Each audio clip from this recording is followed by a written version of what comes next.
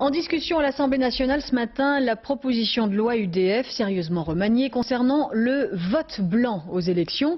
L'objectif étant de proposer une alternative aux électeurs mécontents qui, on l'a vu, le 21 avril dernier, se sont abstenus ou se sont réfugiés dans le vote extrémiste. Un débat qui oppose de nouveau l'UDF à l'UMP. Stéphanie Prunier, Benoît Véran. À voter. Élection après élection, les Français votent de moins en moins. Pour les faire revenir vers les urnes, l'UDF propose de comptabiliser les bulletins blancs parmi les suffrages exprimés.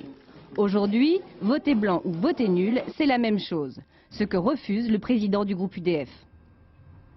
Le vote blanc, c'est un moyen de lutter contre l'abstention et c'est un vote démocratique. Quand quelqu'un fait l'effort d'aller dans l'isoloir pour voter, tout en indiquant clairement que l'offre politique ne lui convient pas, que le discours politique ne lui convient pas, que les programmes politiques ne lui conviennent pas, eh bien c'est un acte démocratique qui mérite d'être reconnu. Le Parti socialiste, encore sous le choc des dernières élections, veut aller plus loin.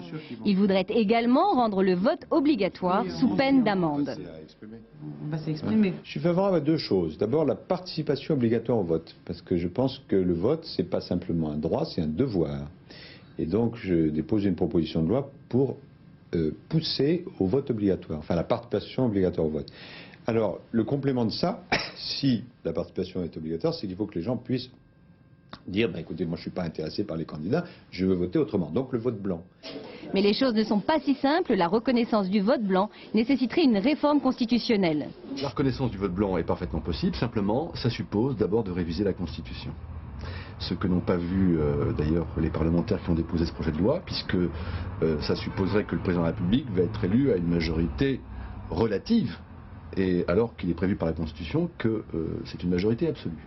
Conséquence, l'UMP opte pour une version minimaliste du texte et souhaite un décomptage séparé des bulletins blancs, sans les inclure dans les suffrages exprimés et sans vote obligatoire. Seule avancée du débat, les électeurs connaîtraient désormais le nombre de bulletins blancs. C'est déjà un premier pas, même si cette discussion n'a pas mobilisé les parlementaires.